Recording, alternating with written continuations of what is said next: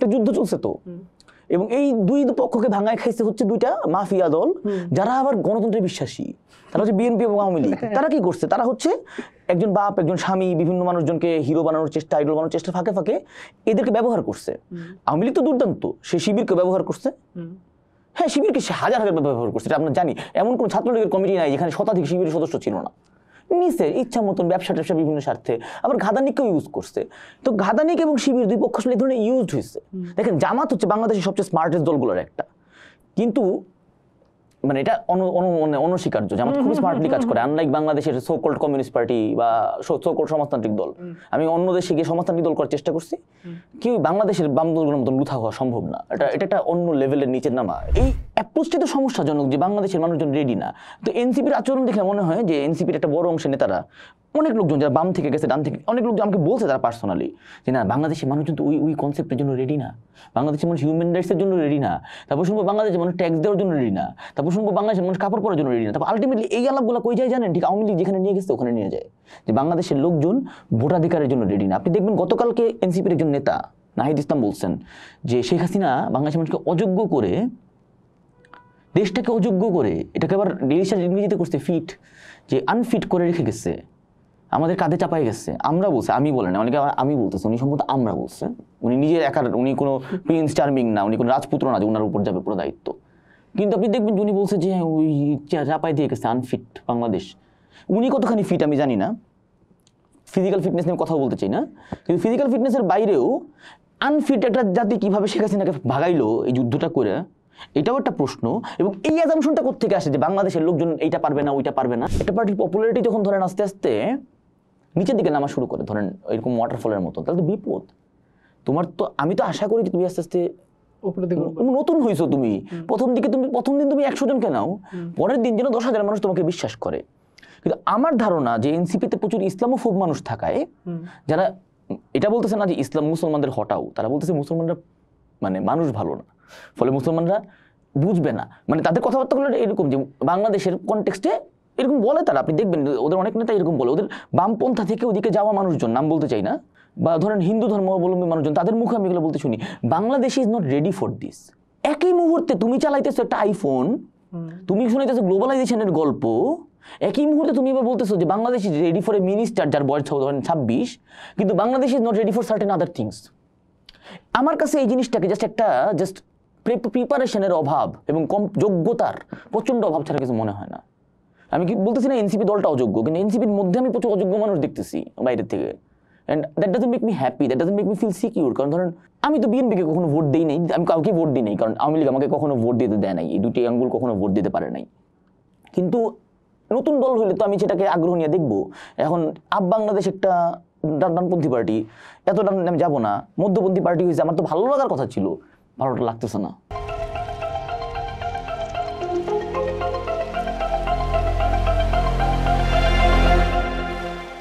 জুলাই অভ্যুত্থানের বছর পূর্ণ হলো।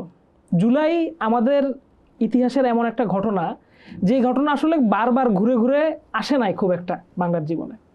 জুলাই অভ্যুত্থান নিয়ে কথা বলার জন্য আজকে স্টুডিওতে আছেন মিম আরাফাত মানব।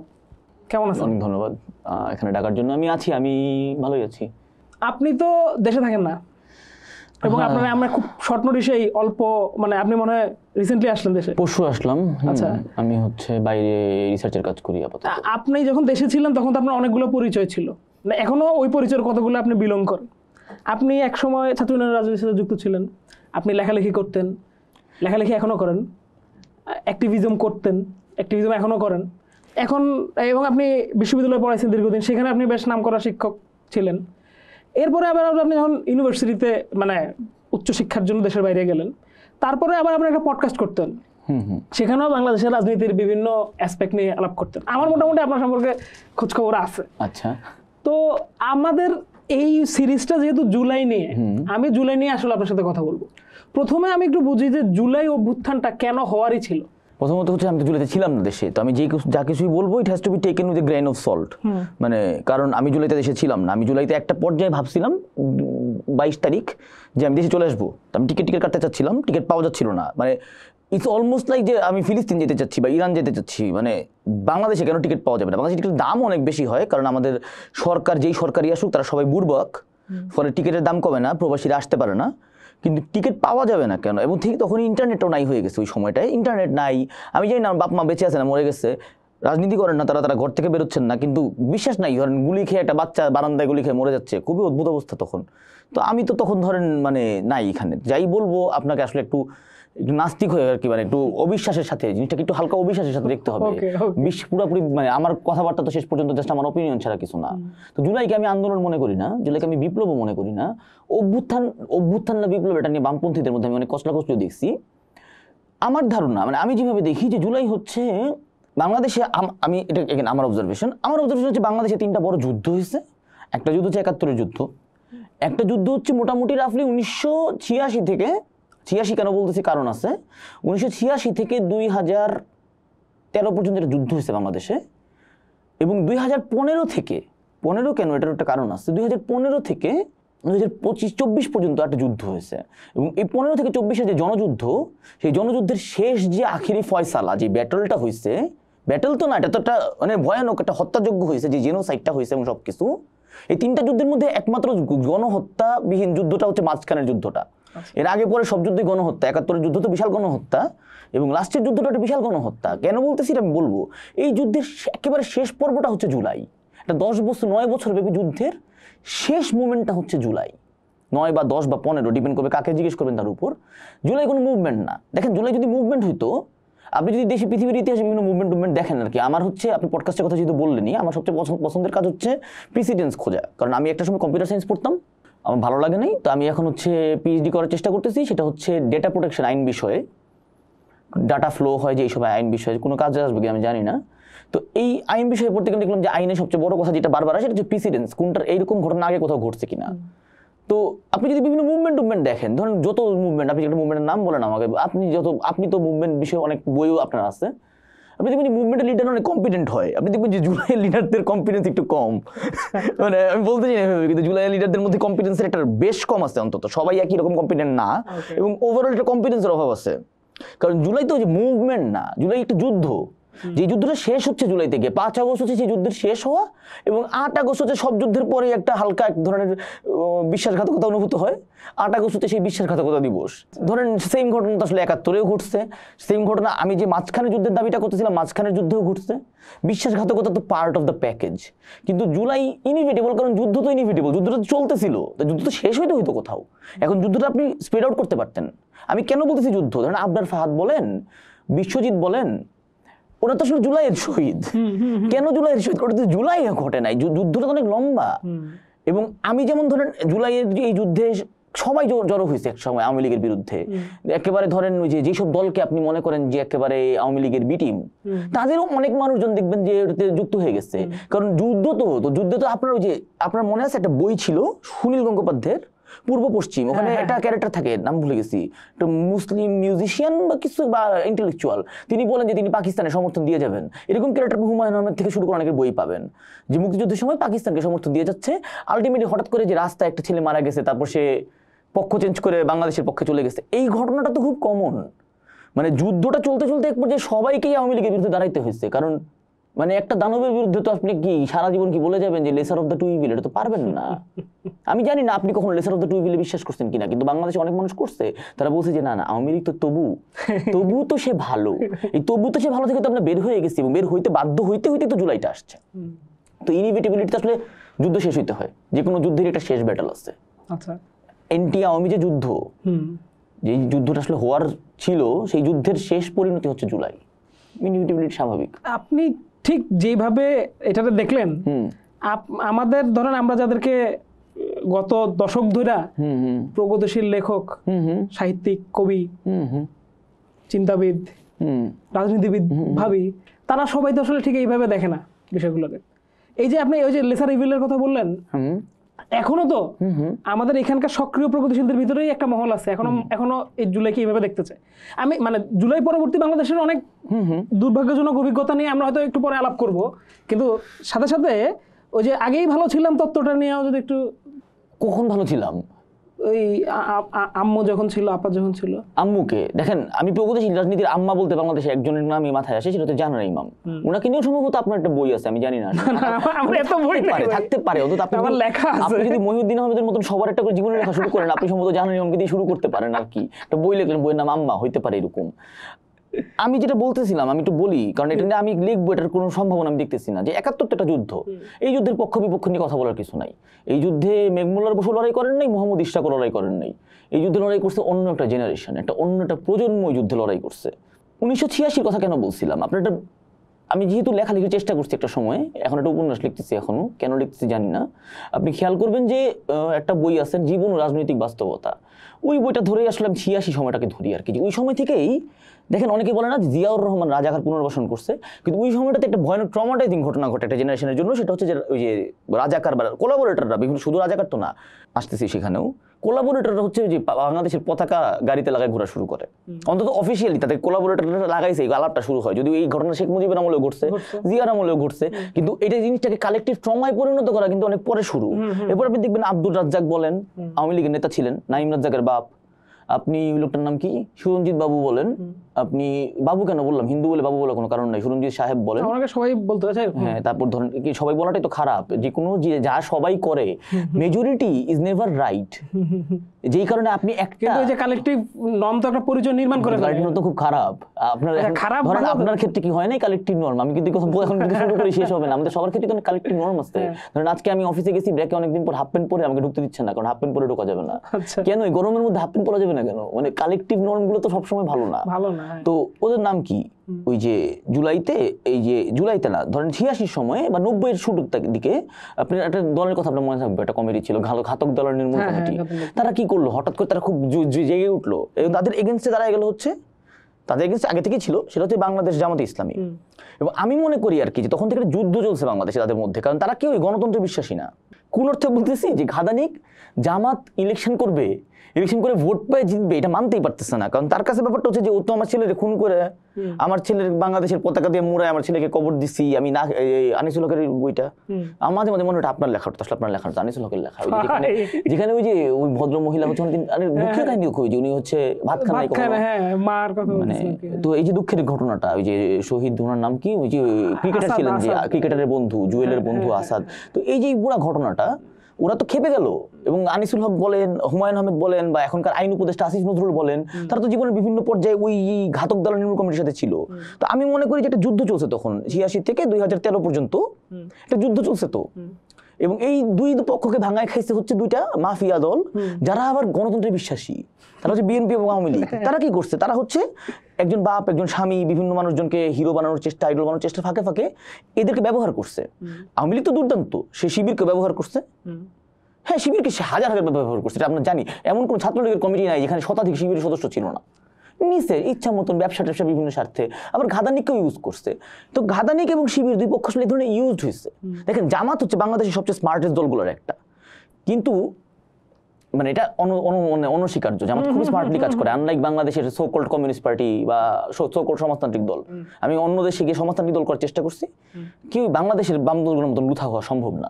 এটা একটা অন্য লেভেলের নিচের নামা। এটা ধরেন এখানে আমরা আসবো। তো আমার কথা হচ্ছে যে এই যে দুইটা পক্ষ, ঘাদানিক আর জামাত, এদেরকে ব্যবহার করতেছে দুইটা দল, বারবার করতেছে, এবং বিএনপি অ্যাজ ইউজুয়াল পিছায় যাচ্ছে। এখন যেমন বিএনপি একটা নতুন গজানো দলের থেকেও পিছায় যাচ্ছে। তো এই যে এরকম এরকম এরকম তারা এরকম পাল্টাপাল্টি করলো, 13তে কি হলো, 13তে ফাইনালি আসলে ঘাদানিক জিতলো কিভাবে জিতলো, আওয়ামী লীগের সাথে হাত মিলায়। খুব অদ্ভুত, কারণ এই আওয়ামী লীগ কিন্তু 6 সালে 5 সালে শিবিরের সাথে প্রচুর রহরম মহরম, ধানমন্ডিতে নাকি শোনা যেত, আমার মনে নাই কারণ আমার বয়স তখন একটু কম, যে এই মানে তখনকার যুগের মানুষ একটু মিথ্যা জিনিস ছিল আমাদের চেয়েও, যে আওয়ামী লীগ আর জামাত নাকি স্বামী স্ত্রী। সেই জায়গা থেকে সরে এসে সে 8-এ হয়ে গেল, তার নির্বাচনের ম্যান্ডেট হয়ে গেল যে মুক্তিযুদ্ধের সপক্ষের শক্তি। মানে জাফর ইকবালের মতন লোকজন, যা আমরা হচ্ছে ওনাকে 60 টাকা যে কবে ছাড়ছি, যে জাফর ইকবাল সাহেব বলা শুরু করলো যে আওয়ামী লীগ যত খারাপই হোক, lesser of the two evil. তো এই যে lesser of the two evil করে সমস্ত ঘাদানিক, মানে যারা যুদ্ধ দেখে নাই কিন্তু ট্রমাটা দেখছে, মানে জাহানারা ইমামের ট্রমাটা যারা দেখছে, তারা হচ্ছে সবাই আওয়ামী লীগকে সাপোর্ট দিল। এবং 13 সালে কি করলো, 13 সালে তারা আসলে জিতলো, ইন এ সেন্স অনেকগুলো মিসজাজমেন্টের মাধ্যমে জিতলো, কিন্তু তারা জিতলো।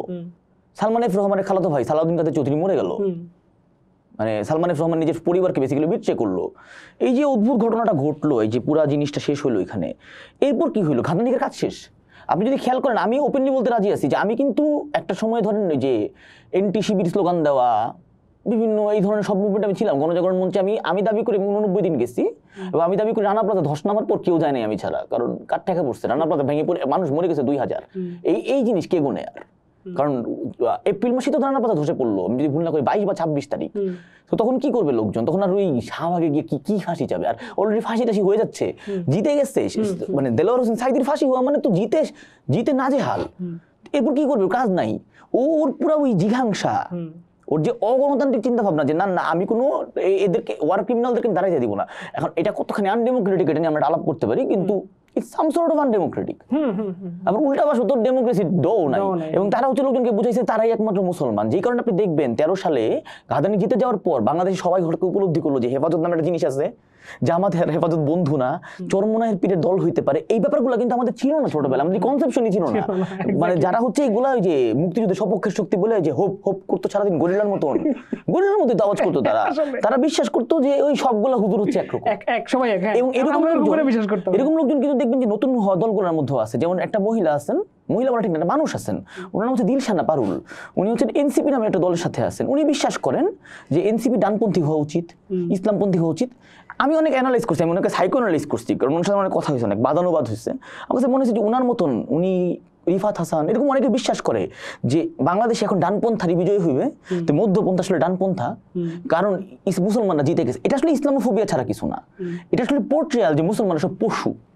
এবং এই পশু ভাবা মুসলমানদেরকে, মানে আমি দিলশানা পারুলকে সরি বলতে চাই যে আমি আপনার মুখে এটা বসাই দিছি, হয়তো আপনি এটা কখনো সরাসরি বলেন নাই, কিন্তু আমার দৃঢ় বিশ্বাস আপনি এটা বিশ্বাস করেন যে মুসলমান হচ্ছে পশু, এদেরকে বিশ্বাস করা যাবে না, এরা হচ্ছে প্রচন্ড খারাপ, তাহলে মধ্যপন্থী হইতে গেলে ডানপন্থী হইতে হবে। বাংলাদেশের যেমন বাংলাদেশে কোনো গে রাইটস হিউম্যান রাইটস এসব করাই যাবে না, কারণ Bangladesh is not ready for this. এর মানে কি মুসলমানরা is not ready for this? মানে মুসলমানরা কি পশু নাকি রে ভাই? মুসলমানরা কি মানে আমাদের মানুষের গায়ে, মানে আমার গায়ে কি, আমি মুসলমান বলি কি আমার গায়ে বাদামি রক্ত লালের বদলে? I don't know. তো ব্যাপারটা হচ্ছে 13 সালে এই ঘাদানিক জিতে যাওয়ার পর ঘাদানিকের যে জিঘাংসা, যে অগণতান্ত্রিক চিন্তা ভাবনা, এটা জাস্ট আওয়ামী লীগ নিয়া ওই মনে করে দেখেন, এরপর থেকে শিবির খুন করার ব্যাপারটা গণহারে বেড়ে গেল। এর আগে কি হতো? শিবিরের সাথে যুদ্ধ হইতো। আমি কেন ওটাকে যুদ্ধ বলি? মনে করে দেখেন ছাত্র মৈত্রী, ছাত্র দল, এরা সারাদিন শিবির মারে, শিবির পাল্টা এদেরকে মারে। একটা নেতা ছিলেন আওয়ামী লীগের, পলক সাহেব, তিনি এখন জেলে। একে সাহেব বলার কোনো কারণই নেই। পলক যে জেলে, পলক হচ্ছে একটা ছাত্রদল করতো, এবং আমি যত শুনছি পলক হচ্ছে একটা শিবিরের সদস্যকে খুনও করে ছাত্রদল করা অবস্থায় রাজশাহীতে। স্ট্রেঞ্জ ঘটনা, কারণ আমরা ছাত্রদল শিবিরকে খুন করে এগুলো আজকে জেনারেশন জানে না, এখন আবার জানা শুরু করছে। ছাত্রদল এখন বলা শুরু করছে, এখন সবাই জানে। এখন ছাত্রদলের কিছু নেতা নেত্রী কল্যাণে এখন সবাই এগুলো জেনে যাচ্ছে আস্তে আস্তে। তো এই যে জিঘাংসাটা আওয়ামী লীগ নিয়ে নিল, সে ওই যে শিবির মারবো বলে বিশ্বজিৎ মেরে ফেললো। মানে ব্লান্ডারের লেভেলগুলা বুঝেন। আমি কিন্তু বলতেছি না শিবির মারা ভালো, এটা আমি বলে রাখতে চাই যে শিবির মারা ভালো এরকম কোনো কথা আমি কশ্মির গেলেও বলতেছি না। আমি বলতেছি যে কি ধরনের ব্লান্ডারাস হইলে সে শিবির বলে শিবির মারবো বলতে বলতে বিশ্বজিৎ দাস নামের একটা লোকের মারে। এটা তো অস্বাভাবিক। ধরেন আপনি বললেন যে বাংলাদেশে ইয়া রাখবো না, ধরেন কথার কথা, ধরেন সাদা লোকজনকে মেরে ফেলবো, তো এই কথা বলে আমি হাফ প্যান্ট পরতে বললাম যে আপনি আমাকে মেরে ফেললেন, যে হাফ প্যান্ট পরে আছে তো সাদা। মানে মিসক্যাটাগরাইজেশনের চূড়ান্ত, এবং ওটাই যুদ্ধের শুরু। এবং সেই যুদ্ধে আস্তে আস্তে সবাই শরিক হওয়া শুরু করলো। তো আওয়ামী লীগ তো ধরেন একটা, মানে ওই আমার ধারণা 15-13-তে ওই ঘাদানিকের প্রজেক্ট শেষ হওয়া মাত্র আওয়ামী লীগ জাস্ট পাগল হয়ে গেছে, এবং পাগল হইতে সে ডিসিশন নিয়ে ফেলছে যে আমি তো আর ক্ষমতা ছাড়বো না, আমি ঘাদানিকে ব্যবহার করে বাংলাদেশের একটা বড় একটা পোলারাইজেশন ক্রিয়েট করতে পারছি, আমি আর ক্ষমতা ছাড়বো না। এবং সে ক্ষমতা ছাড়ে নাই। আমার ধারণা দিস ইজ লাইক, মানে আমি যেভাবে দেখি, আপনি যে বললেন যে প্রোগ্রেসিভ ওইভাবে দেখে না, এখন ওরা ওইভাবে দেখে না, কারণ হচ্ছে যে বাংলাদেশের যে বি টিম বলে প্রোগ্রেসিভদেরকে, এটা তো ভুল কিছু না। আমি সরি, আপনি যদি প্রোগ্রেসিভ হয়ে থাকেন এটার জন্য আমি দুঃখিত। কেউ যদি মানে আমার গেট আপ দেখে মনে করে আমি প্রোগ্রেসিভ, সেটার জন্য আমি আরো দুঃখিত। ধরেন আমরা তো জানি যে আমাদের প্রোগ্রেসিভ লোকজন, বিভিন্ন সাংবাদিক বা অনেকে যারা একটা সময়ে এন্টি আওয়ামী লীগ হইতে হইতে দেশ ছেড়ে চলে গেছেন, তারাও নাকি সজীব ওয়াজেদ জয়ের বন্ধু ছিলেন একটা বয়সে, এরকম আমরা শুনছি। ব্যাপারটা হচ্ছে যে বাংলাদেশের প্রোগ্রেসিভরা আওয়ামী লীগের বি টিম ছিল, এবং ঘাদানিকের সব লোকজন জানেন ইমামের মৃত্যুর পর থেকে আওয়ামী লীগের বি টিম হয়েছে। আসিফ নজরুল সাহেবও হইতে পারেন, আমি জানি না, কারণ ওনারও বঙ্গবন্ধুর প্রশংসা এবং ওই যে কি নাম জিনিসটা বাকশালের আগে ওই 72 সংবিধানের প্রশংসা করা বইটইও আছে। তো আমার হিসাব হচ্ছে সহজ, আমার হিসাব হচ্ছে যারা সবাই আওয়ামী লীগের বি টিম ছিল, তো যারা সবাই বি টিম ছিল তাদের একটা অংশ তো এখনো বিশ্বাস করবেই যে Awami League was lesser of the two evils, কারণ এরা সবাই একসময় বিশ্বাস করছে Awami League lesser of the two evils. আস্তে আস্তে অনেকে সরে আসছে। যেমন একটা ঘটনা আপনার মনে আছে 2015-তে টিএসসি এলাকায়, ঢাকা বিশ্ববিদ্যালয়ের টিএসসি, প্রত্যেকটা বিশ্ববিদ্যালয়ের টিএসসি থাকে, এটা আমি অনেক বড় হয়ে জানছি। ঢাকা বিশ্ববিদ্যালয়ের টিএসসিতে একটা মেয়েকে বিবস্ত্র করছিল ছাত্রলীগ, এবং সেখানে একটা ছাত্র ইউনিয়নের নেতা নাম হচ্ছে লিটন নন্দী, তার হাত ভেঙে ফেলে ছাত্রলীগের লোকজন পিটায়। তো এই ঘটনাটা না আপনি 2005 সালেও এক্সপেক্ট করেন না, 1995 সালেও এক্সপেক্ট করেন না। সেঞ্চুরি মানিকের যখন ঘটনাটা ঘটে জাহাঙ্গীরনগরে, সেখানে বামরা দাবি করে তারা ছিল, কিন্তু এরকম হাত টাত ভেঙে ফেলছে এগুলো কিছু ঘটে নাই। কারণ ওইটারা ওই যে 13-র পর তো দেখেন 13-তে কি হয়েছে, যুদ্ধ জিতছি, 71-এ যুদ্ধ জিতার পর কি হয়েছে, জহির রায়হান মারা গেছে। জহির রায়হান তো 71-এর যুদ্ধে মরেন নাই, এগুলো হচ্ছে যুদ্ধের কাফফারা। 13-তে যুদ্ধ জিতার মাধ্যমে ঘাদানিকের লোকজন অভিজিৎ রায়কে কাফফারা দিচ্ছে, অনেকগুলো লোককে নাস্তিক সাতিম টেক দিয়ে কাফফারা দিয়ে ফেলছে, যেটা মরে গেছে। এবং তারপর তাদের সাথে শুরু হয়েছে আওয়ামী লীগের ক্ল্যাশ, নতুন যুদ্ধটা শুরু হয়ে গেছে, যেখানে আওয়ামী লীগ নামটা, এই যুদ্ধের দুটা পক্ষ নাই, এই যুদ্ধে একটা মাঝখানে পক্ষ আছে যার নাম হচ্ছে আওয়ামী লীগ, আর তার চারদিকে সবাই আছে, সে সবাইকে নিষ্পেষণ করতেছে। কারণ বামদের হাত ভেঙে ফেলবে আওয়ামী লীগ, এটা আপনি জিজ্ঞেস করেন। আপনি ধরেন যারা হচ্ছে এখন বাম রাজনীতি করে, ধরেন আপনি যদি নাম বলেন, ধরেন ওই যে কি নাম ওনার ছিল, কিছু লোকজন গণজাগরণ মঞ্চে দেখা যেত, SM শুভ, মানবেন্দ্র দেব নামে এক ভদ্রলোক ছিলেন, এদের হাত আওয়ামী লীগের লোকজন ভাঙবে এটা জীবনে সম্ভব না। এরা আওয়ামী লীগের হাতে পাল্টা চুমু খাইতে পারে বড় জোর। তো এই যে পুরা জিনিসটা, এই চেঞ্জটা আমার কাছে বৈপ্লবিক চেঞ্জ মনে হয়, যে ওই আগের জেনারেশনের বামদের থেকে ওই মিনমিনে কথা বলতে পারি না, নাকে নাকে কথা বলে বামদের থেকে ওই লিটন নন্দী নামে ছেলেটার হাত ভেঙে ফেলা। এখন লিটন নন্দী কোনো বড় নেতা হইতে পারে নাই, কারণ তার ওই কলিজাই নাই, সে ভাবতেই পারে নাই যে সে আসলে আওয়ামী লীগের শত্রু। সেও বিশ্বাস করে Awami League lesser of the two evils, কিন্তু আওয়ামী লীগ তোকে শত্রু মনে করে। একটা সময় ঢাকা বিশ্ববিদ্যালয়ে যখন আমি পড়ি, এই লিটন নন্দীকেই মারলেই ছাত্রলীগে পোস্ট দেওয়া হবে, এরকম কথাবার্তা প্রচলিত ছিল, যে ওরা যদি এটা মাইর দিতে পারো গ্যাঞ্জামের সময়, তাহলে ছাত্রলীগে পোস্ট পাই যাবি। এবং খেয়াল করবেন, এই লিটন নন্দী কিন্তু ক্যাম্পাসে ঘুরে বেড়াচ্ছে, তখন কিন্তু কেউ মারতেছে না। ফাস্ট ফরওয়ার্ড 5 ইয়ার্স, আমার খুব প্রিয় একজন নেতা আছে, ছাত্র ইউনিয়ন করেন, যদি ওনার সাথে আমার ব্যক্তিগত সম্পর্ক অত ভালো না, শীতল, কিন্তু উনি নেতা হিসেবে চমৎকার, মেঘমোল্লার বসু, আপনাদের শোতে আসছিল মনে হয়, উনাকে রাস্তায় পাইলে পিটাইতো। লিটন নন্দীকে পিটাচ্ছে কখন? যখন মুভমেন্ট চলতেছে, আর ওরে পিটাচ্ছে কখন? যখন ইচ্ছা। This is a change. আপনি মনে করে দেখেন, মুস্তাক নামে একজন রাইটার ছিলেন, মেরে ফেললো লোকটাকে। এবং এই মারামারি কিন্তু ওই আগের যুদ্ধের মতন না, এখানে কিন্তু দুটা পক্ষ নাই, এখানে আওয়ামী লীগ যাকে মন চায় মেরে ফেলে। আপনাকে আমার পছন্দ হচ্ছে না আরিফ, আপনাকে মেরে ফেলবে, মানে দিস ইজ স্ট্রেঞ্জ। তো এরপরও কিছু লোক, এখন কি হয়তো আমি জানি না, কিন্তু প্রবাবলি যদি ধরেন আল্লাহ না করুক আওয়ামী লীগ যদি আরো অনেক বেশি মানুষ মারতো, তাহলে হয়তো ওরাও আস্তে আস্তে, আমি জানি না, হয়তো তারাও কি আস্তে আস্তে উপলব্ধি করতো এরপরে গিয়া ঠিক কত হাজার মানুষ মরলে তারা বুঝতো যে lesser of the two evils বলে কিছু নাই। এটা আমি আসলে জানি না, মানে এটা আসলে বিবেকের প্রশ্ন। ওকে, আচ্ছা, আমরা একটু অভ্যুত্থানের পরে আগাই, অভ্যুত্থানের পোস্ট অভ্যুত্থানে আসি। যে গণ অভ্যুত্থান হইলো, একটা ইন্টারিম গভর্নমেন্ট আসলো, এরপরে 1 বছর তো প্রায় পার হয়ে গেল, অনেক আশার কথা আছে, অনেক হতাশার কথা আছে, প্রচুর মাজার টাজারে হামলার ঘটনা ঘটছে, প্রচুর মব হয়েছে, এই সব কিছুর মধ্যে আবার ছাত্রদের একটা পার্টি হয়েছে। সেই পার্টিটা আবার একটা সময় হওয়ার কথা ছিল, আরেকটু দেরি করে হইলো, কতটুকু কি হইলো, তারপরে তারা আবার একটা পদযাত্রা করে বেড়াচ্ছে সারা দেশে। কেমন দেখতেছেন আপনি? কি যে মধ্যপন্থী দলটার কথা বলতেছি আমরা? হ্যাঁ, মধ্যপন্থী দলটার কথা বলছি। আমি এটা কথা বলছিলাম একবার, কোথায় যেন মনে পড়তেছে না কই বলছিলাম, এটা লেখা দরকার, কিন্তু লিখবো কখন, সময় কোথায়, পিএইচডির একটা ঝামেলা। সেটা হচ্ছে যে ওই you are the company you keep, তাই না? ধরেন আপনি যদি সারাদিন, এটা আমি ধর্মীয় অর্থে বলতেছি না, কিন্তু কেউ যদি সারাদিন হচ্ছে ধরেন শাহজালালের মাজারে বা কোনো মাজারে পড়ে থাকে, তারপর সে যদি বলে সে ক্যাথলিক, তাহলে তো একটু সমস্যা। মানে সে খ্রিস্টান যদি বলে, এটা তো আসলে বিশ্বাসযোগ্য না। প্রথমত হইতে পারে সে খ্রিস্টান, হইতে পারে সে মননে অন্তরে খ্রিস্টান। সেম গোজ ফর শুধুমাত্র এই জিনিস না। আপনি যদি দাবি করেন যে আপনি হচ্ছেন একজন ভেজিটেরিয়ান, আপনি সবজি ছাড়া কিছু খান না, আর সারাদিন আমি আপনাকে দেখি চার কাবাবে সামনে লেগ রোস্ট নিয়ে বসে থাকতে, আমার তো আসলে একটু সন্দেহ হওয়া উচিত আপনি ভেজিটেরিয়ান কিনা। এখন একটা দল যদি বলে সারাদিন আমি মধ্যপন্থী, ইটস ভেরি নাইস। এখন আমার কিন্তু বাম ডান কারোর সাথে কোনো বিরোধ নেই। মানুষ বামপন্থী হইতে পারে, মানুষ ডানপন্থী হইতে পারে। ডানপন্থা জিনিসটা আমি ব্যক্তিগতভাবে পছন্দ করি না, সেটা আমার ব্যক্তিগত বিভিন্ন কারণ থাকতে পারে, কিন্তু হইতেই পারে কেউ ডানপন্থী। একটা দল নিজেকে বলে মধ্যপন্থী আর সারাদিন হচ্ছে বিরিয়ানি খায় ডানপন্থীদের সাথে, তাকে তো আসলে মধ্যপন্থী বিশ্বাস করা আমার জন্য একটু কষ্ট। এর বাইরে আমার ধারণা যে জুলাইয়ের মুভমেন্টে আমি যেটা বললাম, যেটা যুদ্ধ শেষ হয়েছে, ফলে যুদ্ধের নেতৃত্ব তো দেয় নাই মানুষজন, যুদ্ধের আলটিমেট ব্যাটেলে তারা ভ্যানগার্ড ছিল, তারা দলটা বানাইছে। দেখেন এই যুদ্ধের মাঝখানে কিন্তু নুরুল হক নুরুল ছিল, সে কিন্তু জেলে ছিল। এই যুদ্ধের মাঝখানে ধরেন ওই যে বামদের প্রথম যে ব্যক্তিটা হচ্ছে, প্রথম ব্যক্তি না কিন্তু ওয়ান অফ দ্য লেফটিস্ট যারা এন্টি আওয়ামী লীগ ডেফিনেটলি, যেমন জোনায়েদ সাকি, উনিও ছিল।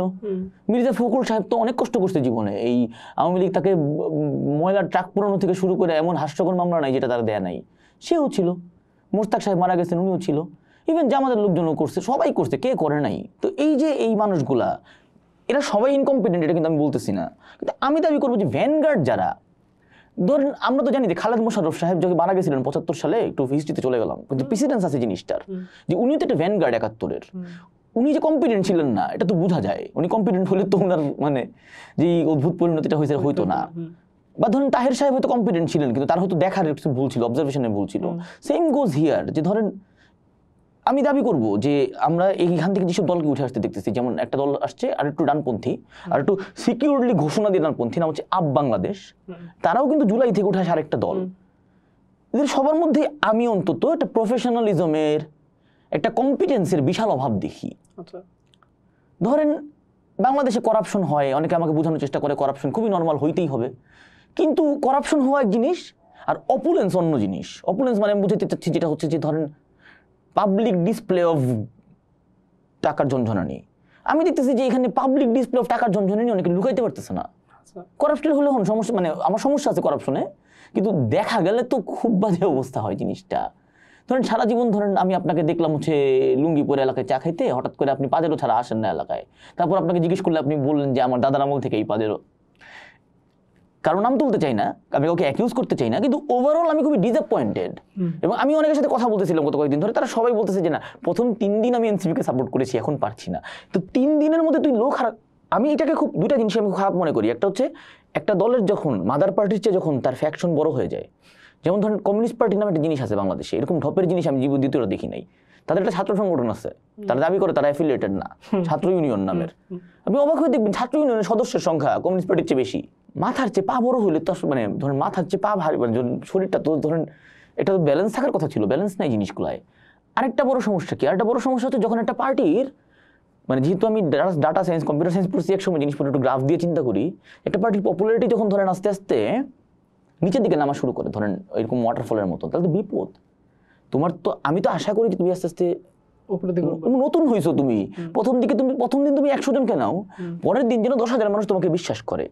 কিন্তু আমার ধারণা যে এনসিপিতে প্রচুর ইসলামোফোব মানুষ থাকায়, যারা এটা বলতেছে না যে ইসলাম মুসলমানদের হটাও, তারা বলতেছে মুসলমানরা মানে মানুষ ভালো না, ফলে মুসলমানরা বুঝবে না, মানে তাদের কথাবার্তা হলো এরকম যে বাংলাদেশের কনটেক্সটে এরকম বলে তারা, আপনি দেখবেন ওদের অনেক নেতা এরকম বলে, ওদের বামপন্থা থেকে ওদিকে যাওয়া মানুষজন, নাম বলতে চাই না, বা ধরেন হিন্দু ধর্মাবলম্বী মানুষজন, তাদের মুখে আমি এগুলো বলতে শুনি, Bangladesh is not ready for this.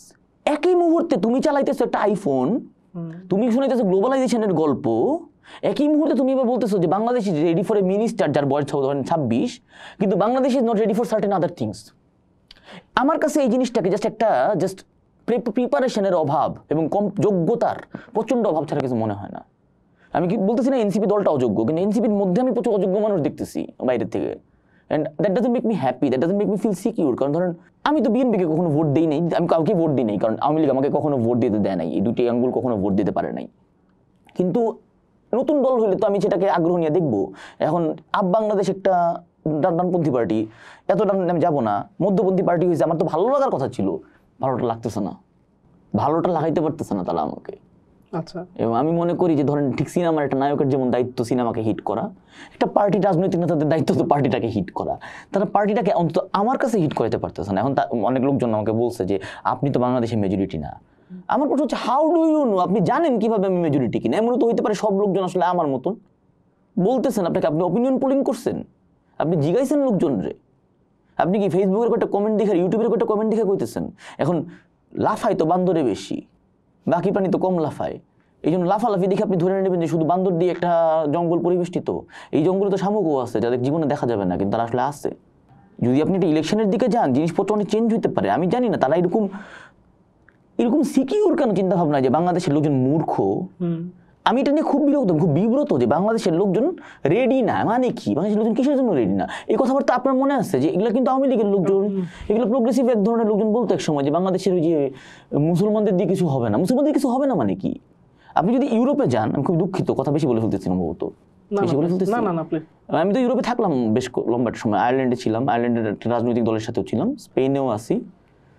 তো আপনি আবিষ্কার করবেন ওখানে গেলে যে ওখানে প্যালেস্টাইনিয়ানরা, রিফুজিরা, নন রিফুজি মানুষজন, লেফটিস্টরা, এলজিবিটি লোকজন, এরা সবাই একসাথে মুভমেন্ট করে। আমি ফাইজলামি করে থেকে বলি ক্রাই বেবি অ্যালায়েন্স, মানে এরা হচ্ছে শীত খাতুনের লোকজন, এরা সবাই একসাথে কান্নাকাটি করে এবং এরা হচ্ছে মারামারিটা করতে চায় না সবসময়, কিন্তু এরা হচ্ছে কান্নাকাটির ব্যাপারে একসাথে একজোট, যে আমাদের অনেক দুঃখ, এই দুঃখ পাওয়া মানুষগুলো একসাথে আছে। তো ওখানকার মুসলমানরা রেডি হলো কেমনে? ওর কি হয়েছে? দেয়ালে পিঠ থেকে গেছে বলে, আর বাংলাদেশে মুসলমানদেরকে দেয়ালে পিঠ থেকে নাই। মানে আই ডোন্ট নো, এই অ্যাপ্রোচটা তো সমস্যাজনক যে বাংলাদেশের মানুষজন রেডি না।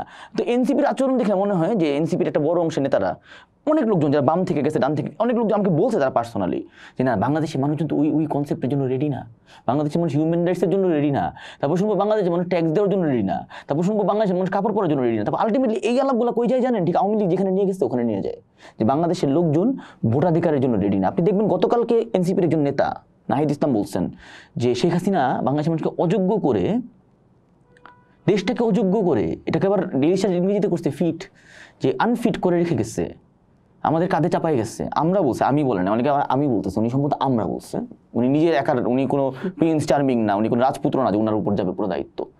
কিন্তু আপনি দেখবেন উনি বলছে যে ওই চাপাই দিয়ে গেছে আনফিট বাংলাদেশ। উনি কতখানি ফিট আমি জানি না, ফিজিক্যাল ফিটনেস নিয়ে কথা বলতে চাই না, কিন্তু ফিজিক্যাল ফিটনেসের বাইরেও আনফিট একটা জাতি কীভাবে শেখ হাসিনাকে ভাগাইলো এই যুদ্ধটা করে, এটাও একটা প্রশ্ন।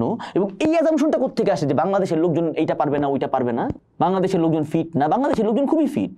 বাংলাদেশ একটা দেশ যেখানে ধরেন কিছু এথনিক মাইনরিটি ছাড়া বাকি সবাই হচ্ছে মানে বাংলাভাষী, এথনিক মাইনরিটিদেরকেও জোর করে বাংলা শিখায় ফেলানো হয়েছে। একটা দেশে সব মানুষ একই ভাষা বলে, এটা খুবই রেয়ার একটা ঘটনা। একটা দেশে সব যে কোনো প্রান্তে গেলে আপনি তার সাথে কথা বলতে পারবেন। বাংলাদেশে 2000 নদী আছে, বাংলাদেশে বাংলাপিডিয়ার একটা ম্যাপ আছে 2000 নদীর, আপনি মানুষকে দেখাইতে পারেন আপনার শোতে, বা দেখাইছেন কিনা জানি না। 2000 নদী এইটুকু একটা জায়গার মধ্যে পৃথিবীর কোথাও নাই। এবং এখন ব্রিজ আছে সব নদীর উপর দিয়ে, আপনি যে কোনো জায়গায় যাইতে পারেন, এবং প্রচুর উর্বর, এবং বাংলাদেশ জনসংখ্যা ঘনত্ব সব নদীর চারদিকে, নদীর পাশেই মানুষ থাকে। এইরকম একটা ইন্টারেস্টিং দেশকে কারা আনফিট বলে? সে যদি মনে করে সে বাংলাদেশ আনফিট, তাহলে বাংলাদেশের মানুষ আর কেন বিশ্বাস করবে? বাংলাদেশে ইন্টারনাল মাইগ্রেশন, মানে কি বলে, ইনপুট মাইগ্রেশন বাইরের থেকে, ইনমাইগ্রেশন জিরো, ইমিগ্রেশন অলমোস্ট জিরো। বাংলাদেশে বাইরে থেকে কেউ আসে না, আমরা চলে যাই। বাংলাদেশে 10% মানুষ, কিছু কিছু স্ট্যাটিস্টিক 10% মানুষ বিদেশ থাকে। আমাদের তো হিউজ পটেনশিয়াল। আমাদের তো জাতিসংঘ থেকে শুরু করে আমাদের একটা লোক হচ্ছে ইকোনমিক্সে কাজ করে শান্তিতে নোবেল পেয়ে গেছে। এইরকম কি বলে মাল্টিডিসিপ্লিনারি লোকজন তো আপনি কয়টা দেশে পাবেন? আমরা তো মাল্টিডিসিপ্লিনারি। ধরেন আমি পড়ছি কম্পিউটার সায়েন্স, আপনি আমাকে এখানে বসেছেন পলিটিক্স নিয়ে কথা বলতে। আমরা তো খুবই পটেনশিয়াল একটা দেশ, এবং আমাদের প্রচুর পটেনশিয়াল। আমাদের ঢাকা শহরে 80টা না 90টা ইউনিভার্সিটি ছিল, এখন মনে আরো বেশি, 100-র উপর। কয়টা দেশে রাজধানী শহরে 100-র মতো ভার্সিটি থাকে? আপনি আমাকে বলেন তো। আপনি বলেন না, আপনি ভাবতেছেন বাংলাদেশে অনেক ইনকম্পিটেন্স, আপনি ভাববেন বাংলাদেশের জনসংখ্যা অনেক বেশি। আরে জনসংখ্যা বেশি এটা তো ভালো।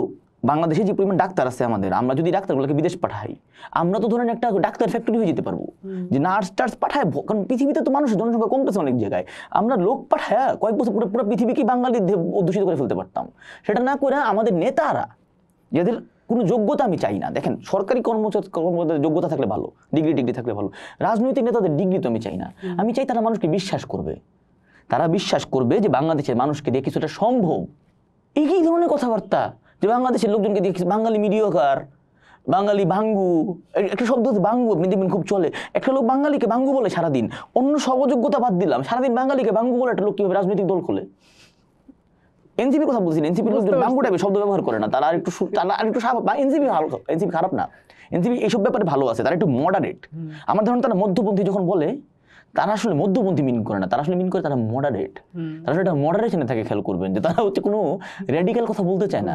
কিন্তু আমার ধরনের একটা সমস্যা, কারণ আমার ধারণা, এটা হচ্ছে আমার পডকাস্টের কারণে আমার মনে হয়েছে, পড়াশোনার কারণে মনে হয়েছে, আমার স্টুডেন্টদেরকে দেখে আমার মনে হয়েছে, বাংলাদেশের মানুষজন রেডিক্যালিজম চায়, বাংলাদেশের মানুষ রেনেগেট চায়। দেখবেন যে বাংলাদেশে যে আরাফাত রহমান শৈশব নামে একটা ছেলে আছে, ছোট একটা ছেলে, সে হচ্ছে ইয়াং ছেলেপেলের মধ্যে খুব জনপ্রিয়। এই যে মেঘমলার বসু ভদ্রলোক খুব জনপ্রিয়, কারণ এরা একটু রেডিক্যাল কথাবার্তা বলে। এনসিপি হয়েছে একটা অ্যান্টি রেডিক্যাল পার্টি, তারা কোনো কিছু নিয়ে কোনো পজিশন নিতে জানে না। রেডিক্যাল লোকজনদেরকে নিয়ে এসে তাদের সবাই ইয়া বানায় দিচ্ছে। এখন এটা কিভাবে বলে, মানে যদি শুদ্ধ নির্বীজ করে ফেলছে আর কি, বীজ সরাই নিছে জীবন থেকে। ধরেন একজন জিজ্ঞেস করছে যে ইয়াতে আপনার পজিশন কি, এলজিবিটি নিয়ে আপনার পজিশন কি, বলে যে এটা তো নন ইস্যু। আরে আমাকে জিজ্ঞেস করেন, আমি তো বলবো ব্যান করে দাও। মানে যদি আপনাকে একটা পজিশন নিতে হয় ব্যান করে দাও, এইরকম নন ইস্যু। এটা আমাদের না। তোমার দায়িত্বটা কি? তুমি আসলে কি তাইলে? তুমি কি নিয়ে কথা বলবা? চালের দাম, ভাতের দাম, এটা তুমি বিএনপিও বলে। চালের দাম, কাপড়ের দাম নিয়ে যদি কথা বলতে হয়, এটা তুমি এফেক্টিভ কোনো সলিউশন তো দিচ্ছ না। তার মাঝখানে ওদের কোনো নেতা নাকি এবার নিউ ইয়র্কের সামনের মেয়র জোহরান মামদানির মতন। কোথায় জোহরান মামদানিকে আমি 5টা ভাষায় কথা বলতে দেখছি, এদেরকে তো আমি বাংলাটাও ঠিক মতন বলতে দেখি না। এরা মামদানি কিভাবে হয়? মানে এটা তো বাংলাটাও ঠিক মতন বলতে পারে না, ইংরেজিটা তো মনে হয় পারেও না, অন্য ভাষা তো অনেক পরের ঘটনা। এদের আসলে গেমটা কি? এরা কি চায়? এদের ধরেন আপনাকে বুঝাবে, মধ্যপন্থা খুব বুঝাবে, এখন আপনিও বিশ্বাস করবেন, কারণ আপনি হচ্ছে ফাঁদে পড়ছেন, বন্ধুত্বের ফাঁদে। দেখা যাবে আপনার বন্ধু বান্ধব আছে এনসিপিতে, প্রচুর লোকজন, আপনার দর্শকদের অনেক বন্ধু বান্ধব আছে এনসিপিতে, আমি শিওর। তো বন্ধু আছে নিশ্চয়ই, ওরা ভালো। এবার যাবেন, জিজ্ঞেস করবেন যে তোরা কি চাস, তোদের ইয়েটা কি? বলবে যে অমুকটা নন ইস্যু, তমুকটা নন ইস্যু, আর তমুকটা নিয়ে আমরা কথা বলবো না এখন, আর তমুকটার জন্য বাংলাদেশ রেডি না। তাহলে ভাই বাংলাদেশটা কিসের জন্য রেডি? দেখবেন, কারণ তারা কিছু হইলেই ভারতে দলিতরা বিপদে আসছে। আজকেও দেখলাম ভারতে দলিতরা, ভারতে মুসলমানরা বিপদে আসছে, ভারতে বাংলাভাষীরা বিপদে আসছে। তুমি কি ভারতে রাজনীতি করবা? তোমার গেমটা কি? তোমার প্রতিপক্ষ কি কংগ্রেস এবং বিজেপি, নাকি তোমার প্রতিপক্ষ হচ্ছে বিএনপি? ওরা ভাবতেছে যে এগুলা বলে তো কমেন্ট আসে, হয়ে যাবে মামা, কিন্তু হয়তো হয়েও যেতেও পারে, আই ডোন্ট নো, মিরাকল হইতেই পারে, কিন্তু that would be a miracle, that would not be something normal. দেখেন এইসব ইন্টারন্যাশনাল ইস্যুতে ফাঁদে দিয়ে কিন্তু জেরেমি করবিনও ধরা খাইছে জীবনে। দুনিয়ার বহুত লোকজন ইন্টারন্যাশনাল ইস্যু, দেখেন ইন্টারন্যাশনালিস্ট হওয়া ভালো, বিকজ আপনি বিদেশ থাকলে বা আপনি বিদেশে লোক পাঠান, এটাও ভালো। আপনি আপনি কথাবার্তায় বাংলাদেশের সমস্যা নিয়ে আপনার কোনো আলাপ নাই। ভারতের মুসলমানরা আমাদেরকে, ভারতের মুসলমান, আপনার রাজনীতিটা কি? আমি দেখতেছি না। আমি অন্তত বললাম তো, এনসিপির আমি অনেক ভালো চাই, আমি চাই যে ওরা অনেক বড় হোক, আমি বাংলাদেশেরও ভালো চাই। আমি ধরেন পুরানো দলের জায়গায় নতুন দল আসলে আমি খুশি হব। আমি তো চাই ধরেন আরো দল হোক, বামরা আরো কয়েকটা দল করুক। শুধুমাত্র বামদের মধ্যে যাদের ক্যারেক্টার নিয়ে সন্দেহ আছে তারা কেন দল করবে? যাদের মধ্যে, বামদের মধ্যে যাদের ক্যারেক্টার একটু পরিষ্কার, যাদের নারী ঘটিত সমস্যা নেই ফর এক্সাম্পল, তারাও দল করুক, সবাই আসুক। তা না করে লোকজন হচ্ছে এক ধরনের হাওয়ার উপর কথা বলে। ধরেন বাংলাদেশে বামপন্থীদেরকে আপনি জিজ্ঞেস করবেন যে কোনো ইস্যুতে, যে কোনো ইস্যু, মানে কি ইস্যু হতে পারে, ধরেন অ্যাবর্শন ইস্যুতে, বাংলাদেশে অ্যাবর্শন লিগাল কিনা এটা আসলে আমরা জানি না, কারণ বাংলাদেশে অ্যাবর্শন কিন্তু খুবই অদ্ভুত একটা প্রক্রিয়ার মধ্যে দিয়ে চলে। বাংলাদেশে আমি যতদূর মনে পড়ে, আমি এই জিনিসটাকে স্টাডি করছিলাম, মেনস্ট্রুয়াল রেগুলেশন বলে অ্যাবর্শনকে, যে ওখানে মেনস্ট্রুয়াল ঠিক করে দেয়, এরকম একটা আলাপ আছে ওদের। তো এটা নিয়ে কি হবে? দেখেন পৃথিবীতে কিন্তু অ্যাবর্শন মুভমেন্ট নিয়ে অনেক আলাপ হয়েছে। বাংলাদেশে ফেমিনিস্টদেরকে কখনো অ্যাবর্শন নিয়ে কথা বলতে দেখছেন? বাংলাদেশে কোনো ফেমিনিস্ট নাই। বাংলাদেশে বামদেরকে দেখবেন শ্রমিক অধিকার কি জানি বলে, কিন্তু বেশিরভাগ লোকজন খুবই, যে কিছু বই আছে ছোটদের রাজনীতি, ছোটদের অর্থনীতি, এই ছোটদের থেকে বড় হইতে পারলো না, এরা বড় হইলো না। বাংলাদেশের ফেমিনিস্টটা ফেমিনিস্ট হইলো না, তারা টিপ পড়া শিখলো, তারপরে আর আগাইতে পারলো না। টিপ পড়, সমস্যা নাই, এরপরে স্টেপটা যেতে পারলো না। বাংলাদেশের হুজুররা এক হইতে পারলো না। বাংলাদেশের হুজুররা প্যালেস্টাইনের পক্ষে কথা বলতে একজন বলে 5 জন বলে না। সবাই এটা কল্পিত জিনিসের মধ্যে বসবাস করে, কেউ প্রবলেমগুলো অ্যাড্রেস করে না। আমি ভাবছিলাম এনসিপি প্রবলেম অ্যাড্রেস করবে, কোনো খবর নাই। বাংলাদেশ কি করবে জানি না, আমি তো ডানপন্থা নিয়ে আগ্রহী না, ওরা কি করবে ওরা জানে, কারো কোনো আগ্রহ নাই। আর বাংলাদেশে ডানপন্থা তো ভবিষ্যৎ নাই। বাংলাদেশে সব মানুষ একই রকম দেখতে, মানে আমরা দেখে মনে হচ্ছে আলাদা দেখতে, কিন্তু বাইরে সাদাদেরকে দেখাবো, চাইনিজদেরকে দেখান, ভাববে আমরা একই লোক। তো আমরা দেখতে একই রকম, আমাদের ভাষা এক, আমাদের উঠা বসা এক, আমরা খাই একদিন, সবাই এক ভাত খাই, 3 বেলায়, 3 বেলা ভাত খায়, ইভেন বড় লোক 2 বেলা ভাত খায়, 1 বেলা রুটি খায়। আমাদের দেশের লোকজন তো খুবই হোমোজিনিয়াস, এখানে বাইরে থেকে কোনো থ্রেট নাই। মানে আছে, ইন্ডিয়া আছে, কিন্তু ইন্ডিয়া তো এসে আমাদের এখানে নতুন লোক ঢুকাচ্ছে না, কোনো মাইগ্রেশন করে পুশ করার নাই। পুশিন শব্দ চলতেছে এখন, কিন্তু কোথায় পুশিন? বাংলাদেশের কোনো এই ধরনের কোনো সমস্যা নাই। বাংলাদেশের কোনো ধরনের যে কি বলে আমাদের রিলিজিয়ান খতরা, কিসের খতরা মে হ্যাঁ, আমাদের 90% মনে মুসলমান না, কয় পার্সেন্ট মনে হয় মুসলমান, আমাদের কোনো কিছু খতরায় নাই। আমাদের হিন্দুরা বলে আলহামদুলিল্লাহ, মানে হিন্দুরা সম্ভবত যারা হচ্ছে ভারতে মাইগ্রেট করতে বাধ্য হয়, তারাও সম্ভবত ভারতে পা দিয়ে বলে আলহামদুলিল্লাহ।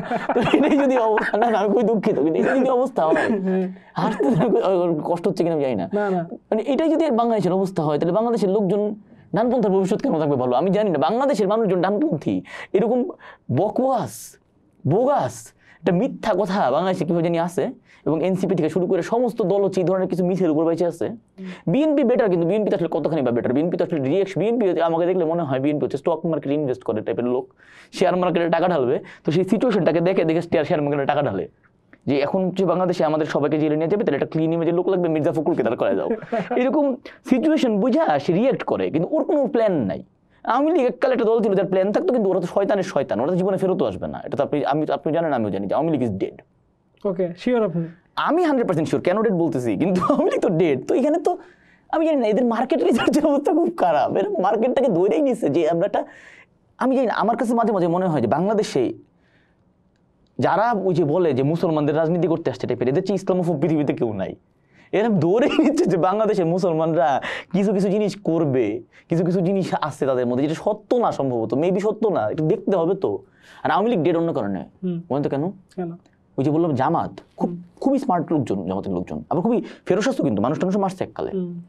অথচ দেখবেন যে জামাতের লোকজন কখনো বাংলাদেশে খুব বেশি ভোট পায় নাই, এবং এখন জামাত অনেক বিষদন্তহীন। আপনি মনে করে দেখেন জামাতের যে একটা লোক ছিল না, বাচ্চু লোকটার নাম কি ছিল, আসল নাম কি ছিল? এটা আসল নাম আবুল কালাম আজাদ। আবুল কালাম আজাদ এনটিভিতে খুব ভালো লাগতো দেখতে, ভালো বক্তা, জামাতের কিন্তু খুব ভালো ভালো বক্তা ছিল। এই আবুল নামটাই কেউ বলে না, সবাই খালি বাচ্চুরা জায়গার বলে। সাইদি সাহেব তো ওয়াজই পপুলার করলো। দেলোয়ার হোসেন সাইদি, তার ক্যাসেটের পর ক্যাসেট, তার ক্যাসেট এক সময় কমেডিয়ান কাজলের চেয়ে বেশি বিক্রি হওয়া শুরু করলো। তখন আমরা বুঝলাম যে কমেডি শেষ, ওয়াজ শুরু। আসলেই তো তাই। এর আগে দেখেন হারুন কিসিঞ্জার, কাজল, এদের ক্যাসেট বিক্রি হতো। হানিফ সংকেতের কমেডি ক্যাসেট ছিল, ক্যাসেট বাদ, এখন ওয়াজের ক্যাসেট।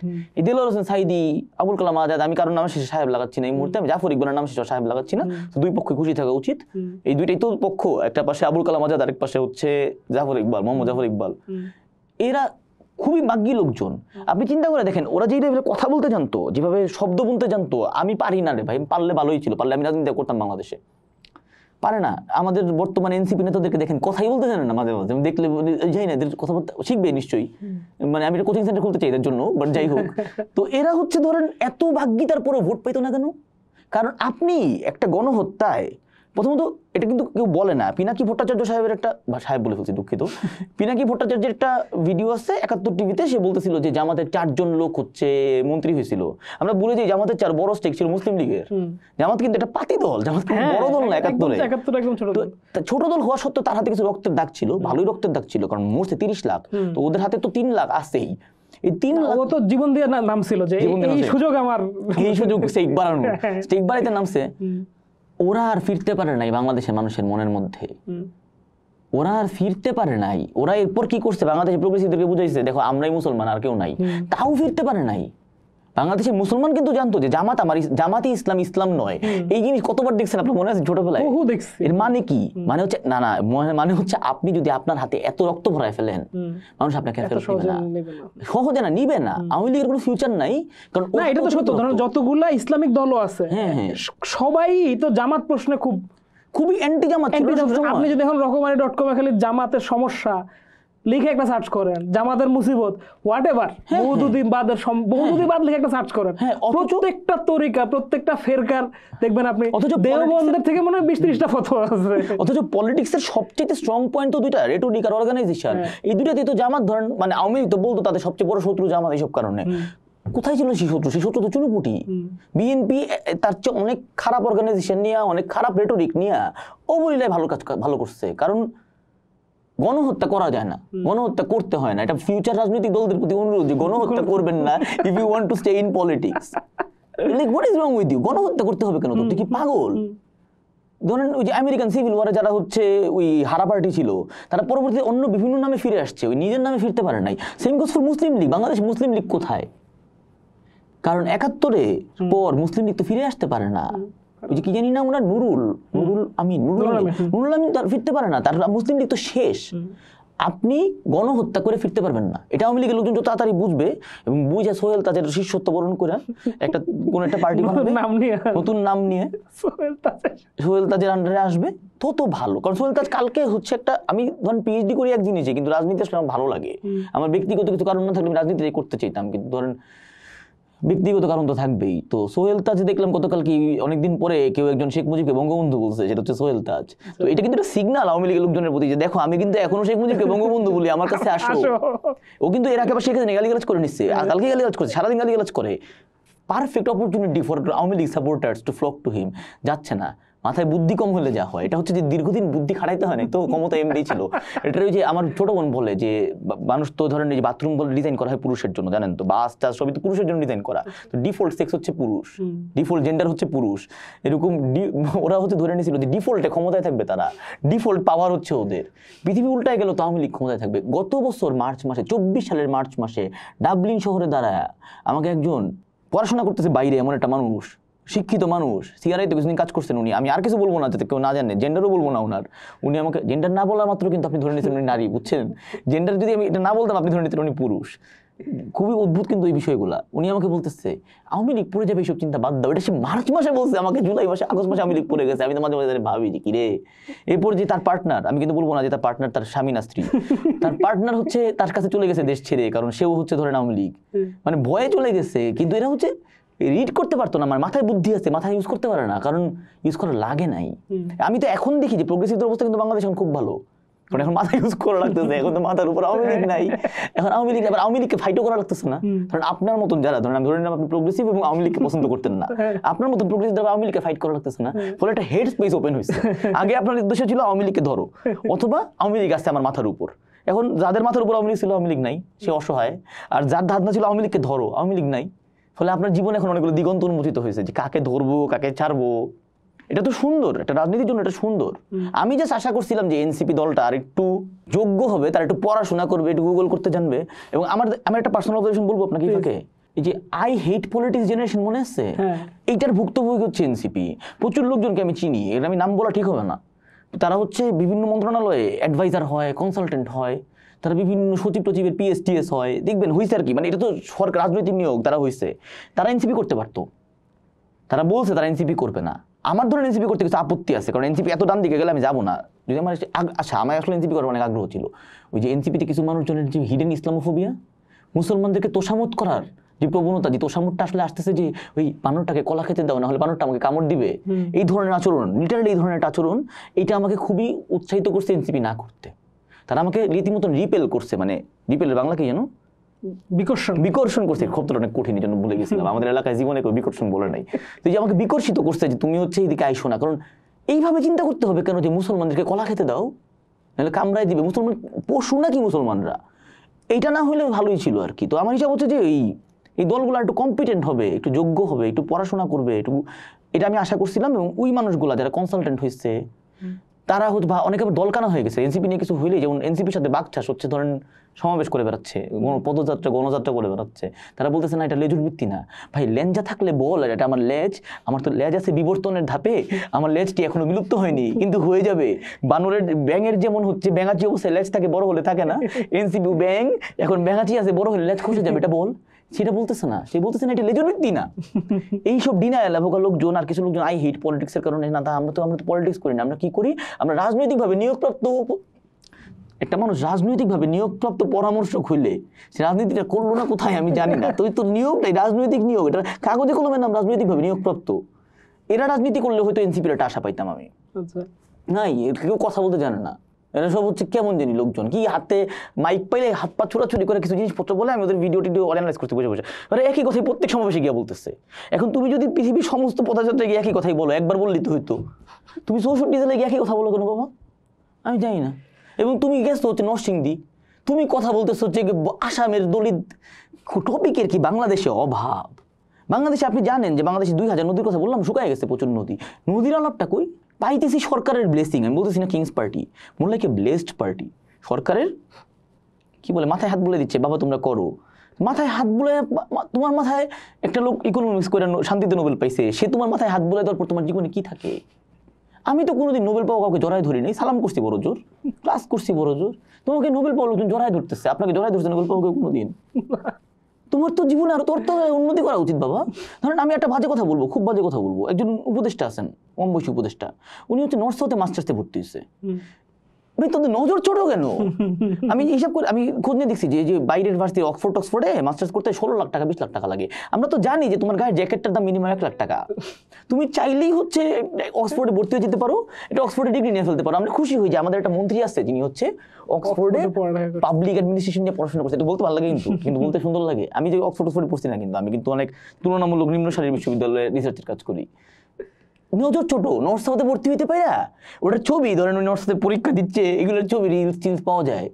আমি তো ফার্স্ট টাইমে ভালো লাগছে দেখে যে পড়াশোনা করতেছে অ্যাটলিস্ট। তারপর আমি একটু ভাবার পর আমি পুরো ব্যাকল হয়ে গেছি যে এত কনফিডেন্সের অভাব কেন তোমাদের।